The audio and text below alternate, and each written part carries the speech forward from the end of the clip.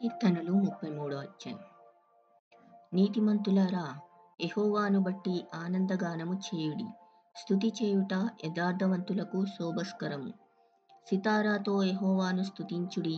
పదితంతుల స్వరమండలముతో ఆయన్ను కీర్తించుడి. ఆయన గూర్చి నూతన కీర్తన పాడుడి. ఉత్సాహధ్వనితో ఇంపుగా వాయించుడి. యెహోవా వాక్యము యథార్థమైనది. ఆయన చేయునదంతయు నమ్మకమైనది. ఆయన నీతిని న్యాయమును ప్రేమించుచున్నాడు. లోకము యెహోవా కృపతో నిండియున్నది. యెహోవా వాక్కు చేత ఆకాశములు కలిగెను. ఆయన నోటి ఊపిరి చేత వాటి సర్వ సమూహము కలిగెను. సముద్ర జలములను రాశిగా కూర్చువాడు ఆయనే. అగాధ జలములను కొట్లలో కూర్చువాడు ఆయనే. లోకులందరూ యెహోవాయందు భయభక్తులు నిలుపవలెను. భూలోక నివాసులందరూ ఆయనకు వెరువవలెను.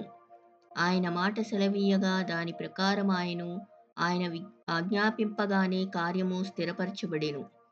అన్యజనముల ఆలోచనలను యెహోవా వ్యర్థపరచును.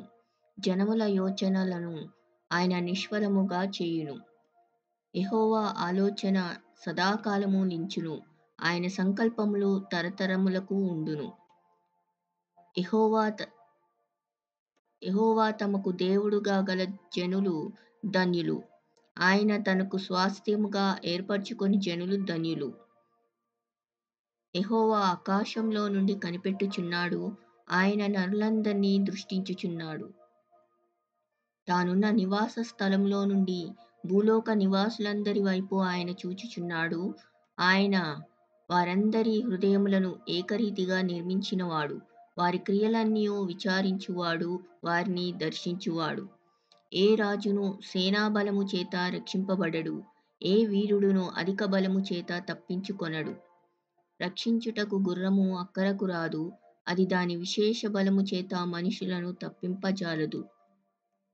వారి ప్రాణమును మరణం నుండి తప్పించుటకును, కరువులో వారిని సజీవులుగా కాపాడుటకును యెహోవా దృష్టి ఆయన యందు భయభక్తులు గల వారి మీదను, ఆయన కృప కొరకు కనిపెట్టు వారి మీదను నిలుచుచున్నది. మనము యెహోవా పరిశుద్ధ నామమందు నమ్మిక ఉంచియున్నాము. ఆయన్ను బట్టి మన హృదయము సంతోషించుచున్నది. మన ప్రాణము యెహోవా కొరకు కనిపెట్టుకొనుచున్నది. ఆయనే మనకు సహాయమును, మనకు కేడమునై ఉన్నాడు. యెహోవా, మేము నీ కొరకు కనిపెట్టుచున్నాము. నీ కృప మా మీద నుండును గాక.